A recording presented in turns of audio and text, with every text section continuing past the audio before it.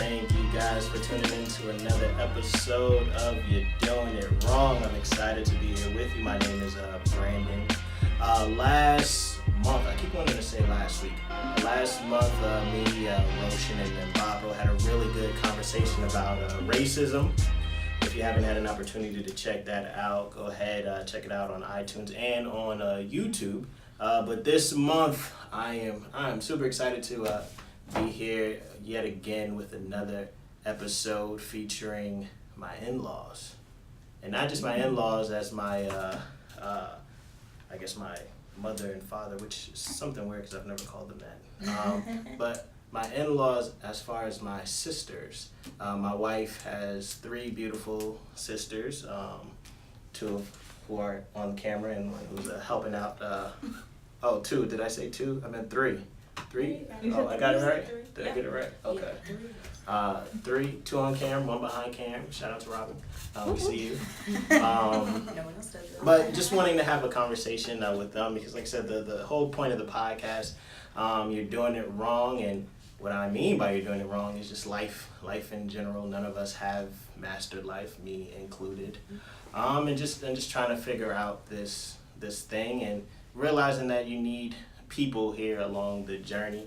And so one of the things that I wanted to highlight is I've known my wife for 10 years, thus known her in-laws, or my in-laws, her sisters for 10 years as well. And it's kind of crazy because I've known them before they were even like teenagers, which is really crazy to think about. And now they are young adults, and just knowing them for so much time and realizing that I haven't had like any really meaningful conversations, and I guess I can blame that on the age difference, but as we are both are now adults, we can have more serious, meaningful conversations. Lillian, who is out of college, and Grace, who's finishing up 1 year, Lord willing, right? Mm-hmm. Yeah. Yeah. On my last semester. And what I was telling them earlier is, so oftentimes when you think about in-laws, you think about dysfunction, whether there's enmity between, the husband and the mom, or the husband and the father, or vice versa. That's not the case for us. There's no dysfunction, and I know that can be like boring because most people love the drama, but there isn't. And even though we are functional, I think that comes with its own set of challenges as well. That, speaking from my perspective, that I can take them for granted and not really keep in touch as much as I should. And so just highlighting that about myself, knowing that, hey, I've got sisters. I hate saying sister-in-law, sisters who I care about. And it shouldn't just be on the holidays, when you say what's up and check in and seeing how everyone is doing. And so I thought it'd just be a great opportunity just to catch up and have a good conversation with my sisters, because there's a lot that I don't know, a lot that I perceive and have my own assumptions about, and I don't want to live in the world of assumptions. I've got them right here, and looking forward to just having just great conversations. But I do want to introduce my beautiful sisters, starting with Grace and Lillian.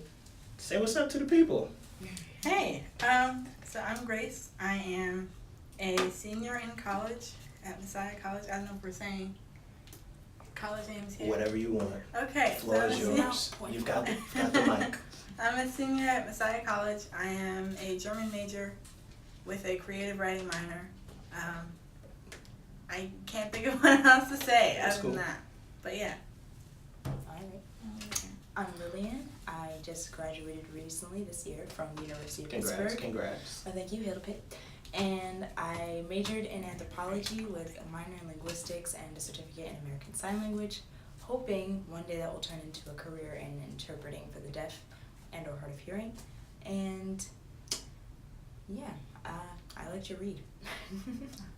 And like I said, I appreciate it, because just thinking when we're talking, so full disclosure, and I probably, it makes no sense telling the people listening, but we've already talked and had conversations, and it was great. So it was on Monday morning, just discussing, asking, hey, do you guys even want to do the podcast, and just talking about how long we've known each other and going through those things and just realizing, man, you guys are no longer children anymore. You guys are adults, and seeing that you guys have graduated. But wanting to go back a little and just talk about your guys' upbringing, and you guys said what colleges you went to, but for those who don't know, my wife and her family were from Jersey, which is really crazy because I grew up in Brooklyn, and my uncle was literally like 30 minutes away from where you guys used to stay. And I remember growing up in New York, I say this all the time to you guys, that it was so rare to see individuals who had both of their parents, both biological parents. I thought that was just so rare that I never witnessed that. And I did grow up with two parents, but it wasn't both my biological parents. And not only that, you guys grew up in a Christian household. So that was unique in its own right as well. I didn't grow up in a Christian household. We went to church and everything like that, but that's not something that we did. And even for me, growing up with a good family unit, growing up in New York, I knew one thing about me was that I would like to follow the trend, do things. So one of the things that I remember about growing up and taking public transportation to go to school that they had was called half fare. And so the school would provide half, and then my parents would give me like 75 cents. But I would pocket the 75 cents and I wouldn't take the bus. So I remember doing stuff like that, going to school, pocketing the 75 cents, and then going to the corner store. I also remember this other thing too. So my school wasn't that far away. And the reason that I'm saying this is because I came from a good family unit, but I didn't want to portray that. I wanted to be something else. I wanted to be the cool kid. I remember growing up, and I don't think I'm necessarily dating myself, but we used to do this. We would wear our hats, but we wear do-rags under them. And my parents would not have that. But as soon as I would leave the house, I would put my do-rag on, and it's funny now that I have no hair. Talking about that, but doing those things just to be cool, just to fit in. And again, just my perception of you guys coming from a good household, that you guys never tried to be someone other than yourselves. And that was the point of me telling the story, that I wanted to be something other than me. I wanted to be the cool kid, you know. That's what I wanted to be. But from my perspective, I never saw that from you guys. And I think I said this earlier, that I don't want to dub you guys the good girls, but you know, the church, you know, in church, being active in church, and not just going to church, but being active in church, being there, being the quote unquote good girls.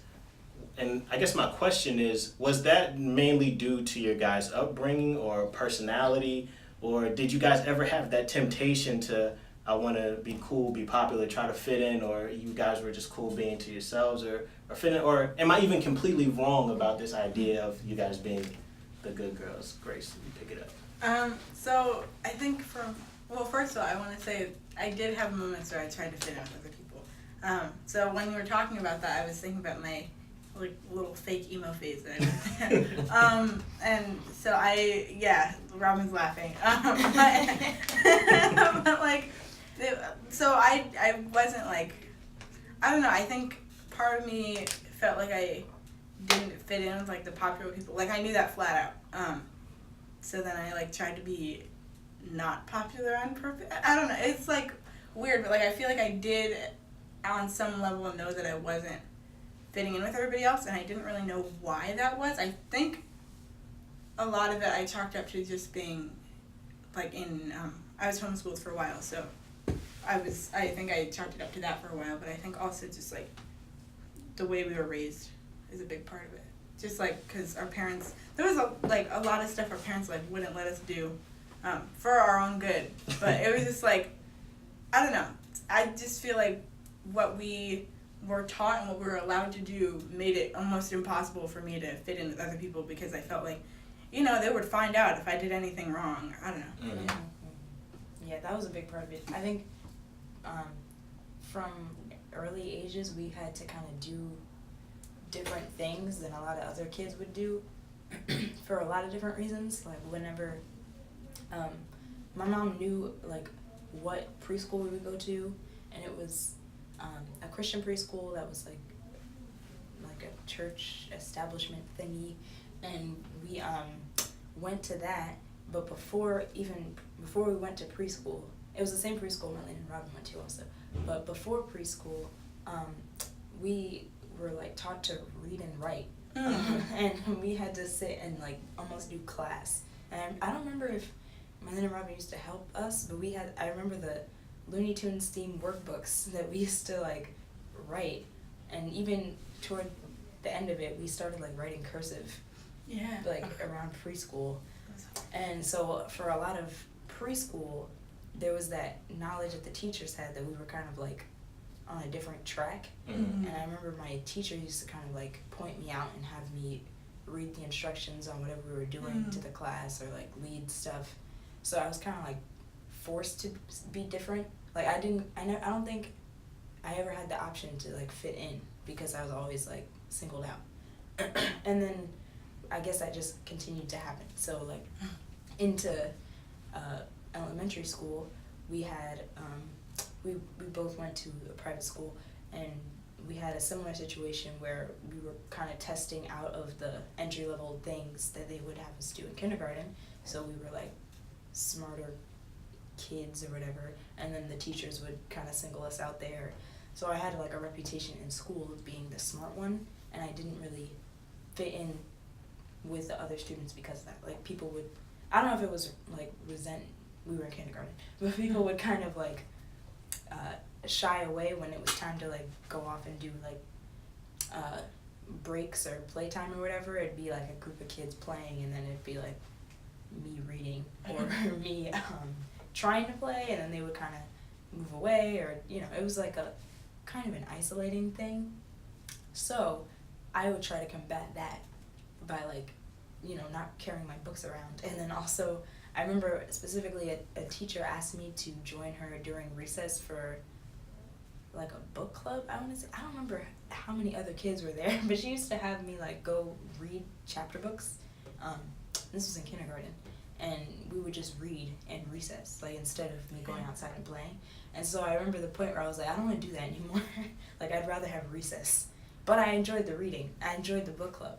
So I told the teacher I didn't want to read anymore, and she was fine with it, and she let me go play. But I like specifically did that so that I didn't have to be branded as like the one who was always reading or hanging out with the teachers.